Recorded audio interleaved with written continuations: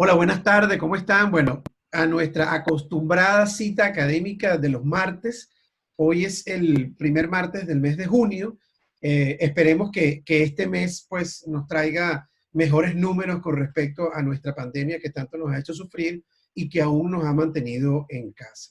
En esta oportunidad vamos a tener a un invitado que es otro invitado de la casa, el doctor Julián Varas. Julián Varas forma parte del equipo de trauma y urgencia del Sótero del Río, o sea que como muchos de los que han expuesto acá, se llenan las manos de sangre con pacientes con trauma y no trauma agudos, pero él tiene una función súper importante en la Universidad Católica, es el jefe de todo lo que es el Departamento de Simulación de la Católica, perdón si lo digo mal, Julián me va a corregir.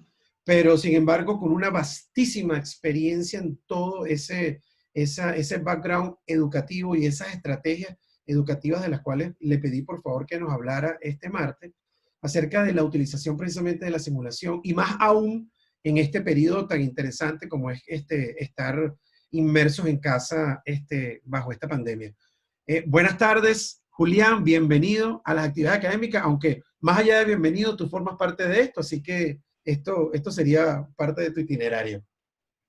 Buenas tardes, Pablo, y muchas gracias por invitarme. Y para mí es un honor participar de estas jornadas que ya les está yendo muy bien y así tengo entendido les están cada vez con más vistas desde otros países, así que espectacular cómo les está yendo. Creo que ustedes han sido un aporte tremendo, no solo al Sotero del Río, sino al país entero. Gracias, gracias. Y somos todos, somos un equipo. Sí.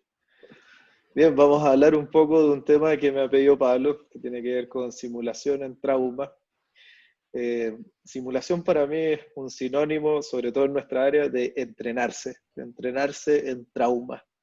Y yo trato de que al menos se inculque que el concepto tiene que ver con estar extremadamente bien preparado para tu paciente. Por lo tanto, así deberíamos pensar, incluso si la simulación no existiera, cómo optimizar la curva de aprendizaje para que uno, cada vez que tenga un paciente, eh, no sea el clásico mi primera vez, sino que haya una especie de experiencia y uno pueda finalmente mostrar que hay habilidad ya aprendida previamente. Y soy el coordinador médico de Simulación UC, en donde hace 10 años estamos investigando cómo transferir habilidades en áreas de cirugía y especialmente en áreas de mini invasión, lo que nos llevó exitosamente a crear varios programas y hoy en día estamos intentando demostrar que este éxito se puede reproducir en otras áreas críticas de la salud, donde se termina beneficiando finalmente los pacientes. Primero, para ubicar un poco el problema, y esta es una diapositiva que la uso mucho, pero me encanta porque creo yo que el día que deje de usarla significa que por fin cambiamos. Y creo que el paradigma aún no cambia. Y creo que pasa que seguimos muy ensimismados, mirando hacia adentro, en donde, ¿por qué no cambiar o complementar nuestra educación de otra forma? Si los alumnos, el formato de los alumnos ha cambiado, el formato de los profesores ha cambiado, la tecnología ha cambiado. Y fijémonos un poco, tenemos un modelo que es mentor-aprendiz, que es halstediano, por así decirlo, cuando se crean las residencias en Estados Unidos, en Johns Hopkins, y que buscaba obviamente que tu maestro te enseñe en el paciente, te muestra su técnica y tú vas ayudándolo, ves cómo lo hace, finalmente te permite hacer, empiezas a hacer lo que él te enseñó hasta que tú te transformas en ese maestro y empiezas a enseñarlo. Esto es espectacular y creo que no hay que derrocarlo por ningún motivo, simplemente creo que en la realidad en la que estamos hoy cuesta poder, primero, tener siempre un gran maestro. Cuesta que todos los alumnos, que son varios, ya no son 1:1, sino 1:100, 1:10, va a depender de la universidad, y las rotaciones son muy variables entre cada alumno, por lo tanto la exposición a un gran maestro no es tan fácil. Y yo creo que el aprendiz como tal no siempre le va a tocar este gran maestro. Y por otra parte, ¿qué es ser un gran maestro? ¿Qué es un buen profesor? Es aquel que opera increíble, porque podría existir el cirujano que opera increíble, pero que no logra transferir esa habilidad a sus alumnos, y por lo tanto está fallando como docente. La docencia en sí definida como la habilidad para que un alumno pueda aprender, y no vista desde el profesor, sino desde el alumno.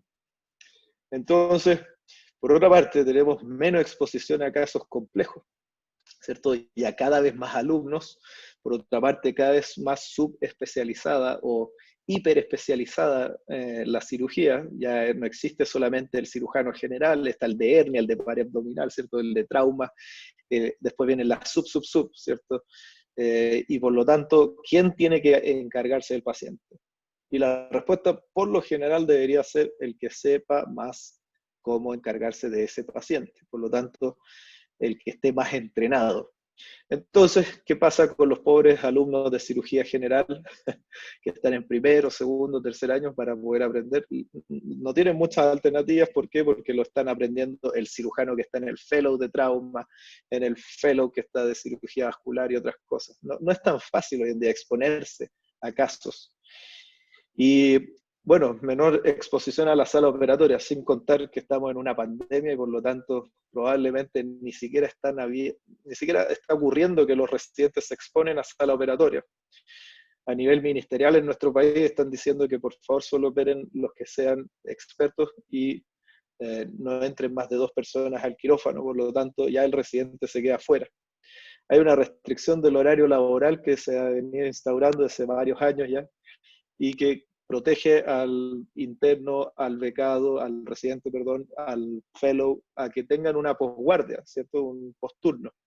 Y también horarios limitados de 8 a 5, etc. Entonces al final tú dices, ¿cómo estamos aplicando el mismo paradigma de hace 100 años, en donde vivían en el hospital, operaban infinito, no dormían un minuto, tenían un profesor a pocos alumnos? Con ese paradigma estamos enfrentando hoy en día la docencia actual. La verdad que no es tan fácil. Y además, no solo eso, sino que lo más importante que no podemos dejar de vista es la seguridad del paciente. O sea, nosotros tenemos que asegurar que el paciente salga bien. Después viene la docencia en sí. Y la docencia tendría que, como primicia, poner lo primero es la seguridad del paciente. Por lo tanto, si no estás preparado para operar una vesícula, no tienes que operarla, la tiene que operar el que esté más preparado. Y así con todo. Y ni te explico, hay que operar de otras técnicas, hay que empezar a aprender, por ejemplo, cirugía mini-invasiva, endoscopía, endovascular, ¿cierto? Reboa, le vamos a ir metiendo de todo y en qué momento el alumno se tiene que formar. Por lo tanto, este es un problema entretenido que requiere de muchas cabezas y muchas aristas y no solo desde la simulación. El trauma en Chile y en América Latina, lo han hablado mucho en las charlas de Pablo, pero por lo general, bueno, es la cuarta causa de muerte global en nuestro país como tal, y es la principal causa de discapacidad en menores de 50 años. O sea, es un problema serio que hay que ponerle atención. El mecanismo más frecuente son los accidentes de tránsito y las heridas por arma blanca y fuego van en ascenso. Y podemos darnos cuenta, incluso en la etapa de coronavirus, que estas están ocurriendo y probablemente tenga que ver con disputas en áreas periféricas que cada vez van a estar con mayor estrés y por lo tanto vamos a estar recibiendo en los hospitales más periféricos más trauma. En Chile no hay centros de trauma, pese a que me encanta decir que somos un centro de trauma como tal, me encantaría poder tener este aval desde el ministerio, ¿cierto? Que nos digan el centro de trauma Sotero, por lo tanto si hay un trauma en la región, derívenlo hacia ese centro de trauma, pero no existe por ahora y me encantaría que en algún futuro, gracias a los datos que están recopilando colegas como Juan Pablo Ramos, el equipo de Pablo Tolino, permitan llevar a las decisiones a nivel ministerial que permitan esto. Entonces, ¿cuál es la realidad de los centros que tenemos? Lo que tenemos es que habitualmente en la cirugía de urgencia existen profesionales que están recién graduados y estos recién graduados tienen habitualmente la experiencia obtenida en una residencia, o sea, poca en trauma, y además los subespecialistas, por lo general del hospital, si es que es un hospital de alta complejidad como el Sotero del Río, están en un horario hábil. Por lo tanto, si uno tiene la suerte de que un trauma justo llega en el horario hábil, probablemente quizás tenga ayuda, pero eso es, por así decirlo, poco o escaso o nulo en otros hospitales y menos en región. O sea, no hay especialistas que estén disponibles para llegar y hacer un abordaje de su especialidad. Y entendiendo un poco la realidad nuestra, hicimos un trabajo con el doctor Achurra, en donde se encuestaron a 88 cirujanos recién egresados, de los cuales 11, son 11 programas formales de formación de cirugía en los años 2015, 16 y 18. Y sin querer que lo lean todo, quiero que se concentren en lo rojo, que es, se les preguntaba la confianza para responder ante el trauma. Y fíjense a nivel trauma duodenal, cervical, herida a bala, y la verdad es que se sienten muy poco competentes y bastante incompetentes. O sea, al graduarse de cirugía general, los residentes no se sienten competentes, pero quienes te atienden finalmente en un turno de cirugía general, en un turno finalmente de urgencia, te atienden estos jóvenes. Como dato, 25% de los cirujanos encuestados egresados nunca realizó una toracotomía de urgencia. ¿Y para qué decirles cuántas hicieron los que sí hicieron? 50 realiza menos de 5, por ejemplo.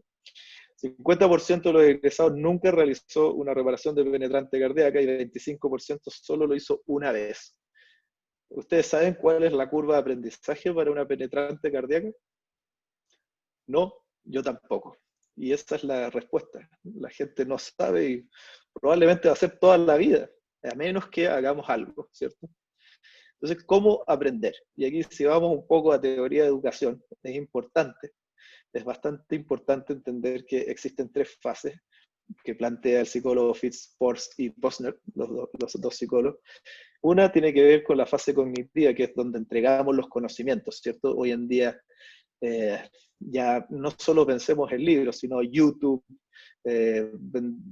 webinars como este y otros, ¿cierto? Esa es la teoría. Entonces ustedes van a ver y van a adquirir conocimiento. Y mientras más espectacular sea la entrega de conocimiento, mejor vamos a entender que este conocimiento lo estamos adquiriendo y lo estamos almacenando en nuestro ADN. Por ejemplo, si es que hacen un escenario virtual y probablemente la parte teórica va a ser mucho más impactante que si solo leen un libro. Pero también existe entonces la parte práctica, y la parte práctica comienza con una fase asociativa en donde necesitamos empezar a hacer los primeros procedimientos. Y después de estos procedimientos vamos a ir llegando a una fase de automatización. Es como cuando empezamos a manejar y conscientemente apretamos el pedal de embriague hasta que hoy en día de forma automatizada podemos manejar, mascar chicles, escribir por WhatsApp. No, es verdad, no escriban por WhatsApp mientras manejan. Pero lo importante es que la simulación permite adquirir las 3 fases. Y lo más importante aún, permite el error, algo que la clínica no debería jamás permitir, ¿cierto? No es lo mismo que yo les diga, está operando una vesícula y les diga, miren, ahí hay una vía biliar, córtala. Uy, no había que cortarla, y por lo tanto ahora vas a aprender que no había que hacerlo. Eso es terrible, y para el paciente es deleterio. En cambio, en la simulación, ojalá ocurra el error para que ustedes puedan detectarlo como docentes y ahí corregirlo. Entonces, fíjense cómo entrenan otras unidades que tiene que ver, por ejemplo, la Armada de Estados Unidos, una de las unidades con mayor presupuesto de entrenamiento del mundo. Por no decir por lejos la número 1 del mundo, más allá que todas las aerolíneas que siempre se usan de ejemplo en simulación. Y la Armada aquí está entrenando distintas formas de sobrevivir a una caída de helicóptero. Entonces la pregunta que les hago yo es, ¿cuántas veces se les cae un helicóptero? Espero que muy pocas, pero cuando se les cae, están preparados. Saben, por ejemplo, si caen en el agua, por qué escotilla salir, cómo hacer un triage, quién tiene que salir primero, quién no hay que salvar, por qué no hay que salvar, etc. Están preparados para ese trauma que uno no quiere tener en la vida. ¿cierto? Y lo están preparados no solo una vez, lo hacen varias veces, acortan la curva y llegan perfectamente mejor preparados de lo que podría ser su primera vez. Cirugía tradicional y trauma, entonces, ¿tiene simulación? ¿Hay? ¿Qué hacemos? Y voy a hablar un poco de forma más autorreferente a lo que hacemos en simulación UC. Pero primero es importante entender que la simulación sirve para dos cosas, para hacer una evaluación, o sea, un diagnóstico de cómo están los alumnos que se exponen a la simulación, y por otra parte, la práctica. Y la práctica significa que yo voy a llevar a un alumno de la mano desde A a B. O sea, después de exponerlo a la simulación y feedback efectivo, el alumno va a terminar con otras habilidades técnicas y ojalá adquiridas, ¿cierto? Hay que demostrar esto, hay que demostrar que el programa es efectivo y sirve.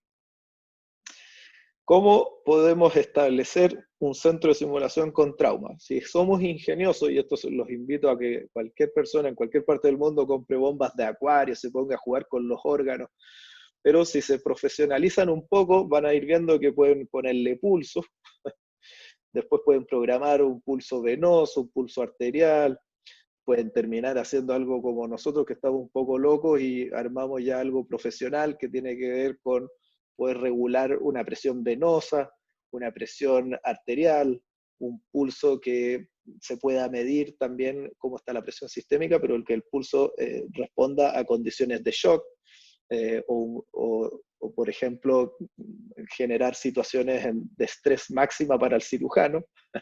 Ahí podemos ver que se está programando en el lado izquierdo el pulso, y fíjense, por un teflón pasa realmente parecido a lo que ocurre en el cuerpo humano, en una arteria, y uno sabe que en una arteria pequeña, como la arteria cística, ya te puede hacer un hemoperitoneo no menor, ¿cierto? Entonces, ¿qué pasa si perfundimos tejidos? Podemos obtener vasos sanguíneos perfundidos, bastante entretenidos. Podemos hacer situaciones de alto estrés, cosas que no te quieren pasar en una cirugía, por ejemplo, laparoscópica, como una perforación de la porta. Pero lo bueno es que podemos repasarlo varias veces y podemos estresar al residente varias veces o al alumno en práctica.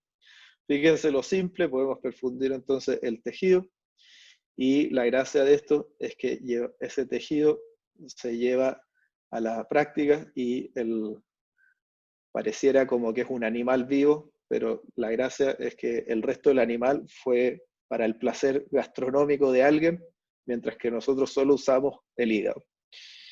Y no solo para eso, permite entender el tejido. Si ustedes alguna vez han tenido problemas con el hígado en un paciente, no esperen a tener otra vez ese problema. Idealmente conozcan un hígado, fíjense cómo son las venas, cómo se distribuyen adentro de un parénquima, cómo es el parénquima, cómo uno puede controlar los vasos. Aprender esto es realmente impactante y les aseguro que ir haciendo ejercicios en esto ayuda mucho más que tu primera vez, tu primer hígado. Se pueden entrenar todo tipo de ejercicios. Y bueno, no solo hígados, podemos perfundir riñones, no hay que sacar tu primer tumor en un paciente, ¿cierto? Ojalá sea siempre bien entrenado. Y esto nos lleva entonces a plantear la situación. ¿Cómo podríamos medir habilidades técnicas en cirugía general y trauma? Y para eso no lo inventamos nosotros, fue inventado hace bastante tiempo.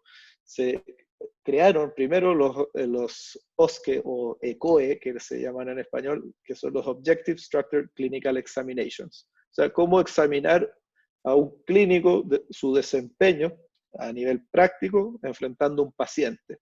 Pero llevado a cirugía vendría a ser cómo enfrentar esto a nivel procedimiento. Entonces podemos, por ejemplo, evaluar cómo alguien sutura una piel. Se preguntarán, ¿pero por qué si estamos evaluando a cirujanos? Bueno, aunque no lo crean, nadie estandariza cómo se sutura una piel. Y por lo tanto, todos salen graduándose con una sutura muy distinta la una de la otra. Pero con esto podríamos empezar a estandarizar. Un nudo de cirujano, una arteria sangrando, o otro tipo de arteria sangrando, una arteria, por ejemplo, una femoral.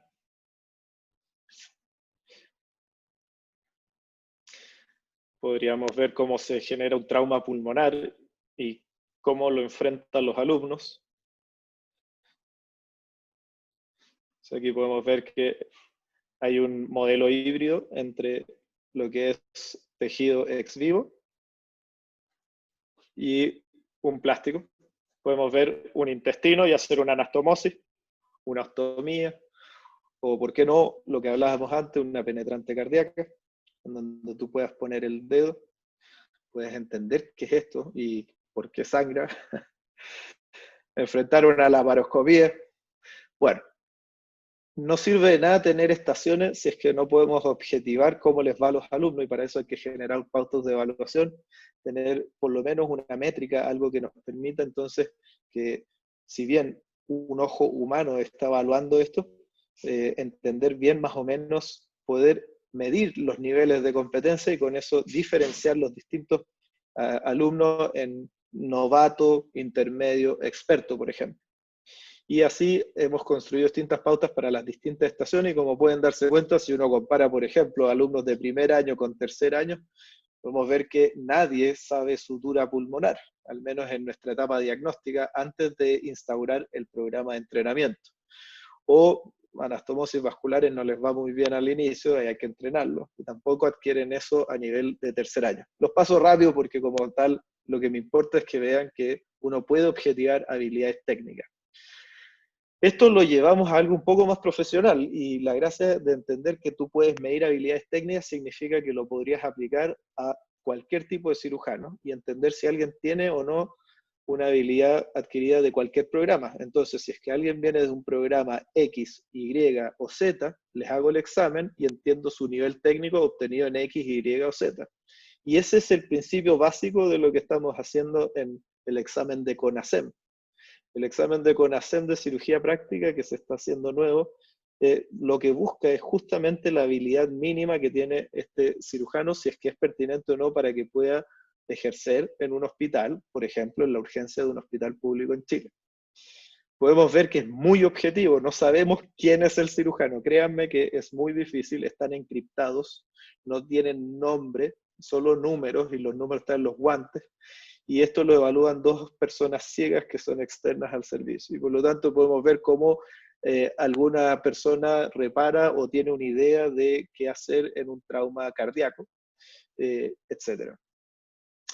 Entonces viene la segunda patita, ¿cierto? ¿Qué hacer cuando queremos aplicar lo otro para lo que sirve la simulación, que es enseñar? Y no tiene que ver ya con solo evaluar y obtener el diagnóstico. Y podemos ver aquí una clase magistral de Pablo Tolino junto a Analía Cinco y Juan Pablo Ramos, dentro de un equipo monstruo que se ha armado en el Sotero del Río, y que esta clase está hecha en el Centro de Simulación UC, ha sido avalada por un fundraising que tuvimos y que nos ha permitido que equipos de alta experiencia en trauma puedan transferir habilidades, puedan transferir conocimientos, y en este caso lo que se ve en la foto, por ejemplo, es una toracotomía, como se va haciendo en tiempo real en un simulador con los tips y trucos que sabe Pablo Tolino en base a su experiencia. Por lo tanto, esto permite a nivel de conocimiento adquirir bastante, y si después lo pueden practicar, mejor aún. Aquí podemos ver una estación que tiene que ver con qué se les va a enseñar y qué se va a medir en una anastomosis arterial. Podemos finalizar la anastomosis, que tiene una gracia esto, que se puede medir, por ejemplo, el flujo antes y después de la anastomosis. Esto da números y los números se pueden medir, ¿cierto? Al cortar entonces podemos tener el flujo inicial y el flujo final. Podemos tener imágenes de cómo es la anastomosis de un experto, fíjense, con muy poco daño en la íntima, y fíjense, el intermedio ya atriciona un poco y tracciona bastante la sutura, el monofilamento, mientras que el novato, si bien la sangre no sale fuera del cuerpo, tampoco pasa. Y lo que podemos ver entonces es que hay una validez de constructo, significa que se diferencian expertos de novatos. Podemos ver que los expertos son muy superiores a los novatos a nivel de flujo y en tiempo también, y a nivel de las pautas también. Ese es el resultado de una anastomosis de un alumno después de haberse entrenado en el sistema, o sea, bastante bien y funciona, y por lo tanto este paciente no recibió su primera vez, sino que recibió a alguien que había simulado, lo cual es muy bueno. Cómo aprender tips y trucos dentro de una sutura pulmonar, cómo hacer esto para que no haya fuga, cómo aplicarlo en el modelo con un finoqueto, con poco espacio. Poder validar esto ayuda mucho, y la gracia es que uno sabe a dónde tiene que llegar. Claramente en esta imagen se ve que el novato puede llegar a este nivel, y por lo tanto si lo entreno podemos llegar a este nivel. Lo que no sabemos después, que hay que también medirlo, es si se transfiere la habilidad a la sala operatoria. Por ejemplo, aquí vemos perfundiendo un corazón, y eso metido con otro modelo, con un finoqueto adentro, te permite hacer un entrenamiento de estrés. El entrenamiento de estrés lo que genera entonces es entender si el alumno sabe protocolizar qué hacer paso a paso, si es que pide ayuda, cómo va a manejar los instrumentos, qué va a pedir, etcétera, etcétera. Y aquí podemos ver en la clase cómo se sugiere hacer una sutura. Podemos ver entonces que todos están viendo exacto el tip y truco exacto que hay que hacer en ese momento. Y después van y lo pueden aplicar en el modelo. Por lo tanto, también pudimos validar el modelo penetrante cardíaca, tener las diferencias entre novatos y expertos. Y a diferencia de otros modelos, nos tocó medir un equipo que en el Soto del Río se expuso una penetrante cardíaca, y en este caso lo que se está mostrando es cómo se hace exactamente lo que se está viendo, poner el dedo, que la otra persona que está haciendo la sutura pida ayuda, que por ejemplo le saquen la aguja si es que no logra un ayudante, incluso un tercer ayudante, y con eso se controla bastante bien un paciente que si es que sale mal, muchas veces se justifica y la gente dice que había poca experiencia al respecto, pero yo creo que si uno está muy entrenado no debería existir esa excusa. Hay otras formas de obtener modelos y tiene que ver con impresión 3D. Lamentablemente son caras, pero sí son, una vez que se obtiene el modelo, se pueden replicar varias veces y por lo tanto podríamos empezar a hacer un portafolio. Imagínense de una aorta que sea normal y fácil, una aorta muy difícil de acceso, una aorta que es imposible de acceso. ¿Y por qué no empezar a entrenarse con eso en vez de esperar ese caso imposible humano que justo tiene el aneurisma roto, que compromete las renales, etcétera? Bueno, aquí se puede entrenar si es que uno las manda a imprimir y la verdad que funciona bastante bien.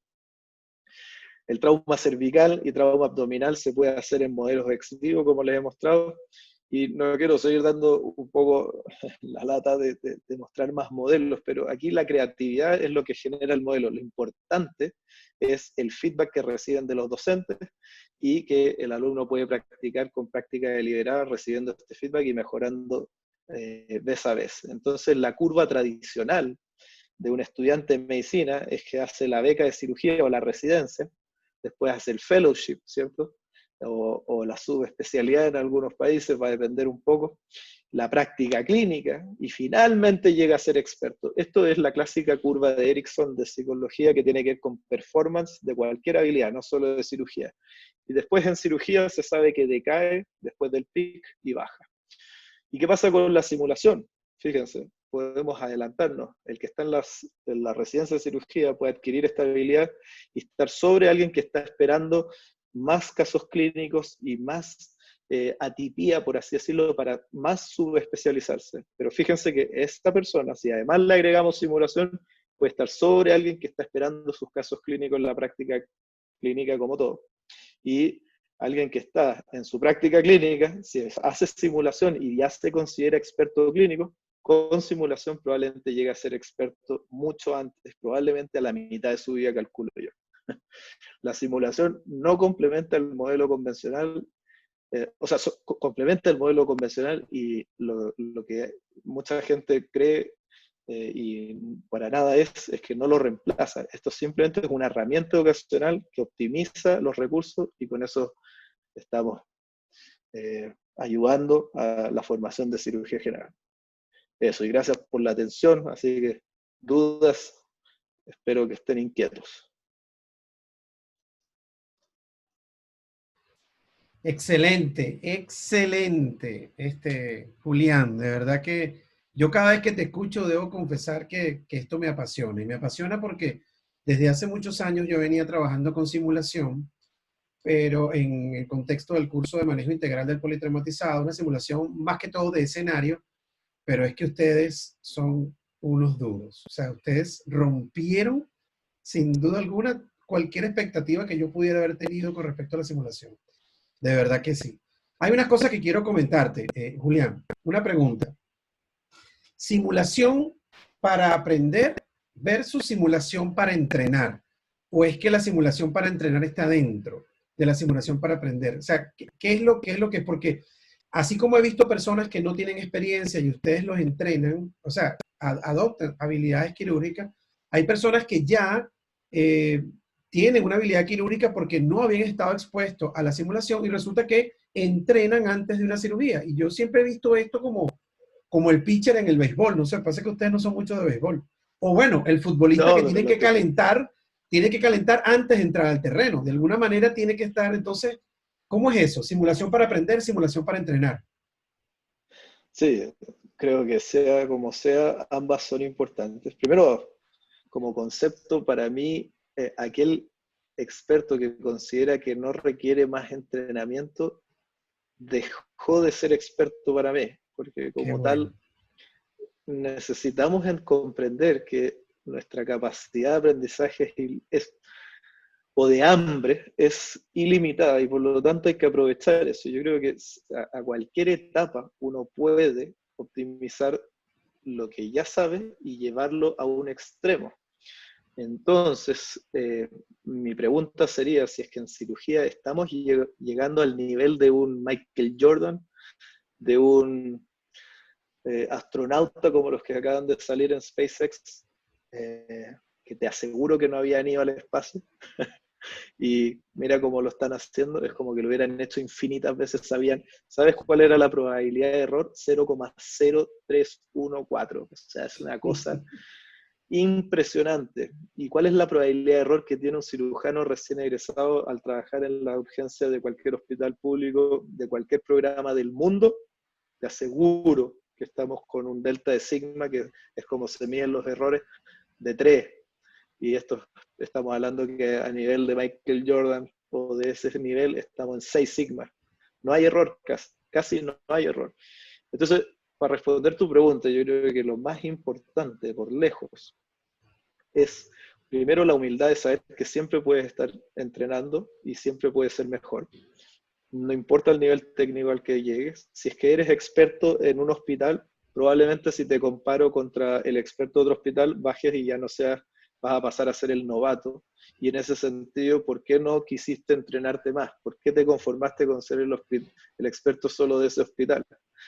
Y por otra parte, buscamos la excelencia, entonces yo creo que es necesario que la gente que va a enfrentar pacientes no, eh, no se rinda con lo que ya ha vivido, sino que adquiera más experiencia para que optimice siempre ese resultado.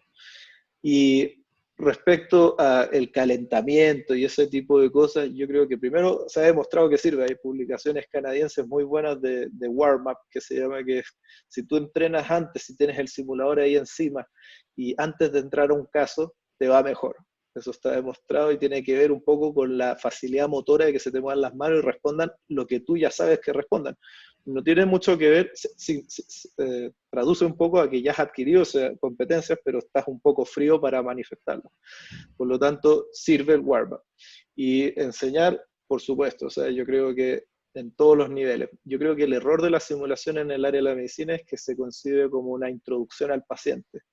Es Mm, como, va a ser el 101, ¿cierto? El primer curso. Y lo que buscamos es que la simulación te permita, como los que fueron a la NASA, o sea, los que fueron en SpaceX al espacio, que estén ya preparados para su peor paciente.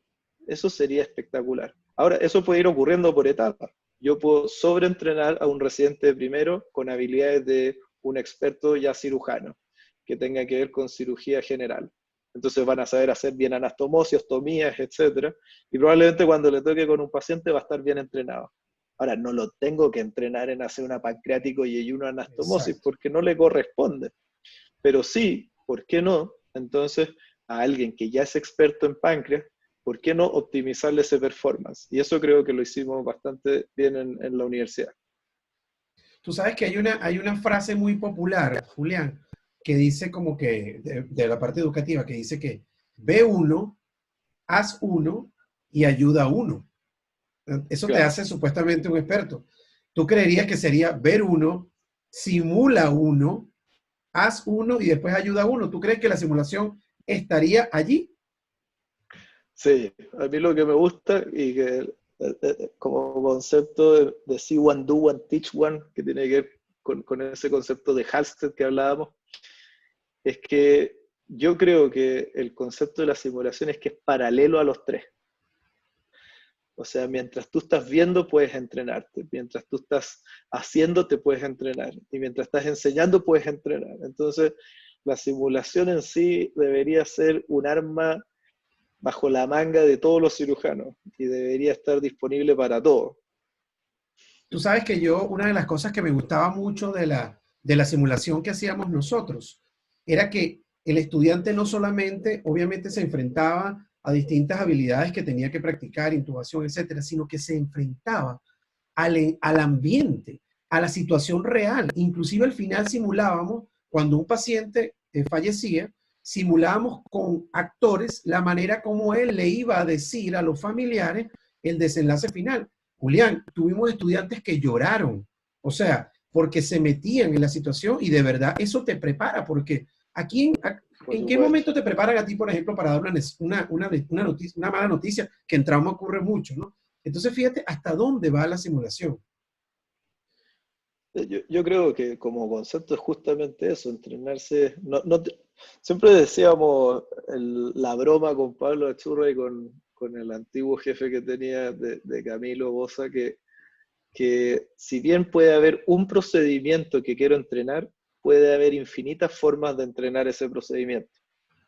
Entonces, no hay límites para la simulación en ese sentido. Y lo mismo para las habilidades no técnicas, que es un poco lo que te referías, el cómo transferir, cómo comunicar a un familiar, cómo hacer una comunicación de una mala noticia, que se llama. Y escenarios de crisis, cómo se comunican los equipos. Eso está muy también trabajándose en varios hospitales y el concepto de que por qué falló, se sabe hoy en día que entre 70-80% de las fallas no es el procedimiento y la parte técnica, tiene que ver mucho con la comunicación del equipo. El TENS no entendió lo que el cirujano pedía, la enfermera no estaba en el lugar donde se necesitaba que estuviese, no hizo lo que se le pidió porque había 3 coordinadores hablando al mismo tiempo. Entonces, todo eso, que es parte de los CRM, de los escenarios de crisis, el Management of Crisis Scenarios. Y el problema del escenario de crisis es que justamente te quiere preparar para ese momento en que es una pesadilla que te pasa si no estás entrenado. Entonces, ¿por qué no hacerlo? No tiene ni un sentido, creo yo. Yo creo que lo que sí tiene sentido es que todos busquemos esta alternativa. Correcto. Mira, aquí está Juan Pablo, que está por allí. Juan Pablo, ¿me escuchas? Bien, amigo ahí, Juan Pablo. No sé si escuchas, Juan Pablo. ¿Aló? Doc, ahora Eso. sí lo escucho. ¿Cómo estás? Bien, bien, bien. Mira, hablando con Julián y que tú también formas parte de toda esta estrategia de simulación, pero sé que tu opinión es muy importante porque hemos conversado al respecto. ¿Qué tanto es para ti, Juan Pablo, el alcance que puede tener la simulación, sobre todo lo que hacemos nosotros con más frecuencia, que es trauma? Es decir, ¿qué tú crees que le faltaría o tú crees que sería suficiente enseñarle a un estudiante a solventar un problema en una rafia cardíaca? ¿Eso lo tendría él listo hasta cierto punto para enfrentarse a una situación como esa? ¿Qué piensas tú, Juan Pablo? Bueno, nosotros lo vivimos en los cursos de simulación en la UC, que al final el contexto de trauma tiene muchas cosas más implícitas que la simulación. Bien. La reanimación, el diagnóstico precoz, la resucitación después de haber hecho la cirugía, pero como dice Julián, lo que el alumno no puede, o sea, tiene que saber sí o sí es, por ejemplo, la rafia cardíaca. No puede dudar en ese momento. Está todo implícito, la reanimación y todo lo que hablamos que lleva un contexto de trauma que lo hace mucho más difícil simular, pero lo que no puede fallar el alumno es en hacer la anastomosis vascular, o lo que no puede fallar el alumno es en hacer la rafia cardíaca. Ahí no puede dudar. Y ese es el punto más fuerte de la simulación. El tipo ya está preparado, ya sabe cómo hacer la rafia cardíaca.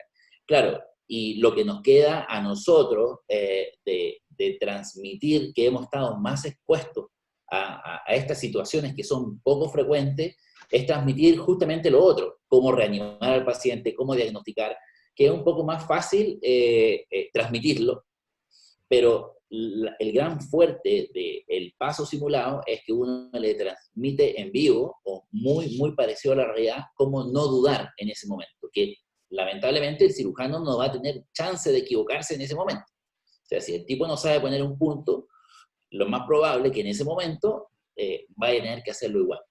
Entonces yo creo que eso es una de las grandes fortalezas. Ahora, Julián, ¿qué tan difícil es hacer cadáveres, por ejemplo, perfundidos? Que para mí sería como un escenario ideal.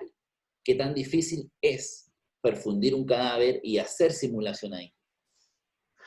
Bien, bueno, primero confirmo que lo que dijiste tiene mucho sentido. Lo que siempre hablamos es como, lo que no puede fallar es el pilar técnico, ¿cierto? Lo que hace un buen cirujano no es solo técnica, son varias cosas. Es el juicio quirúrgico, es saber manejar un paciente postoperado, saber cuándo no operar, ¿cierto? Y todo tipo de habilidades blandas y no técnicas complementan a un cirujano. Pero lo que no puede fallar es la parte técnica. No tiene mucho sentido que el cirujano sea una máquina de decisión, sea una máquina de manejo operatorio, pero todos los pacientes los opere mal porque la técnica falla. Entonces, al menos optimicemos eso. Y segundo, entonces, la simulación tiene muchas etapas y yo creo que lo que debemos construir y como desafío del equipo de Trauma Sotero UC es construir los escenarios de crisis que permitan hacer muy eficiente la comunicación del equipo, entrenar a los turnos completos, desde el técnico a la enfermera, al médico, al urgenciólogo, al anestesista, que todos estén muy alineados con cómo se ha protocolizado muy bien ya en escrito cómo manejar un paciente en el sótero, pero ahora llevarlo a la práctica. Eso se puede hacer y feliz de hacerlo con ustedes y es muy importante lograrlo. Y por último, en la excelencia de la técnica, como dice Juan Pablo, se puede finalmente hacer en algo que tenga mayor fidelidad, que hoy por hoy lo da los cadáveres humanos, también lo dan algunos animales en ciertos tipos de cosas y técnicas, pero el cadáver humano obviamente cuesta obtenerlo, tiene un valor elevado, cuesta hacer curvas de aprendizaje. Ahora, la experiencia obtenida en un cadáver humano con un buen docente y en un alumno que ya ha superado ciertos niveles técnicos, yo creo que puede ser muy satisfactoria, de máxima transferencia, y por eso se puede aprovechar mucho. Perfundir un cadáver no es difícil, y Pablo Achurra, que es uno de los miembros de nuestro equipo de Trauma Sotero y UC, incluso estuvo averiguando cómo lo hacían en California. Yo tengo colegas que lo realizan bastante en UNAM, y ya estamos empezando a hacer nuestras primeras perfusiones en cirugía cadavérica, que es parte de simulación de la Universidad Católica. Estamos haciendo pasos prácticos de eso, y ustedes obviamente siempre son parte de esto. Para mí somos el mismo equipo, así que feliz de que se pueda concretar que los alumnos saquen el máximo provecho de la simulación a nivel técnico. Eso iría un poco como por etapas, ¿no? Yo pienso que la simulación cadavérica tendría su momento, la simulación de los modelos que tú presentaste tendría su momento. Yo pienso que, como tú lo dijiste, una cosa siempre es complemento de otra. Mira, Julián, hace algunos días tuvimos una conferencia para otro webinar, para variar, porque tenemos webinar más que otra cosa hoy en día, que hablaba de cómo evitar lesiones de vía biliar, y la persona que lo hizo puso esta lámina que te quiero poner allí. Interesante, fíjate que él ponía que en cualquier cirugía, esas son las etapas según Miller, que lo describió en 1997, estudiar, ver, simular y practicar. O sea, súper interesante. Fíjate cómo que sin duda es que la simulación yo siento que tiene que estar. O sea, tiene que estar allí metida porque... Ahora, el doctor Aurelio Rodríguez nos tiene a nosotros empeñados en algo. Simulación cognitiva. ¿Qué te parece? O sea, ¿cuál es tu opinión con respecto a eso? Sí, que yo me cierre los ojos, piense cómo hacer algo y entonces después lo hago. ¿Qué piensas tú de eso? Bueno, más que mi pensamiento, hay muchos estudios que validan la simulación cognitiva eh, como tal y que se ha visto que se prenden las mismas áreas en resonancia, incluso en resonancias dinámicas y por consumo de glucosa se ve que cuando uno entrena mentalmente un procedimiento que jamás ha hecho y después lo hace, se encienden las mismas áreas motoras. Correcto, Impresionante. increíble, ¿no? Claramente tiene una ventaja. Creo que los cirujanos hacemos parte de esto antes de operar cuando vemos la imagen, solo que no lo hemos llevado a un, a un máximo rendimiento. Cuando nosotros imaginamos en el escáner los cortes, ya sea coronales, sagitales, y vamos reconstruyendo el caso, nuestro cerebro rápidamente está pensando el abordaje, qué va a hacer, dónde está la parte complicada, cómo se podrían tocar las distintas jugadas. Ahora, si uno lleva esto a un extremo, yo estoy muy de acuerdo con el doctor Rodríguez, y también aquí uno de mis mentores que me ayudó mucho en eso es Marcel Sangüesa, que siempre planificaba a sus pacientes. O sea, hasta el día de hoy él goza un paciente nuevo como que fuese residente de primer año de cirugía general. Va, ve, lo entiende perfecto, entiende la parte de cómo está distribuido sus vasos, las suprahepáticas, el pedículo hepático, cómo lo va a abordar, hace una planificación, después hace un dibujo de qué es lo que le va a hacer, y cuando tiene un cambio de plan, por lo menos ya ha entendido más o menos 2 o 3 planes más, si es que no más. Y yo creo que el que era maestro, sobre todo en eso también, era el doctor Carachi del Sotero del Río, un maestro de la cirugía, que realmente impactante porque tenía un flujo operatorio es impresionante. El doctor Carachi es un maestro, sigue vivo y un crack. Para mí es uno de los que más ha inspirado a todos nosotros, de las camadas jóvenes, a que la cirugía perfectamente puede tener distintos pasos y esos pasos no son muy dinámicos. Es una jugada de ajedrez, un tablero de ajedrez, entonces uno tiene que tener más jugadas que solo la lineal que estaba pensando. Por lo tanto, la parte cognitiva en la cirugía es demasiado fundamental. Bien. Bueno, más Bueno, maestro, Pablo, ¿para qué si nombrar? quieres, sí, sin duda. ¿Tienes alguna otra pregunta para ya cerrar con Julián? No, doctor, las presentaciones de Julián son muy claras y muy convincentes. Sin duda alguna. Mira, Julián, para terminar, ¿qué relación tiene la simulación con la magia? Tremenda pregunta. Bueno, eh, bueno, sí, tiene todo tipo de relación. Primero tiene que ver con habilidades prácticas. Sé que me preguntas por ser mago, pero Claro. independiente de eso, yo creo que la magia me enseñó a que uno puede hacer algo imposible para el resto y que vendría a ser para los pacientes, ¿cierto? A través de practicar mucho. Y eso aplicado a la cirugía vendría a ser la simulación.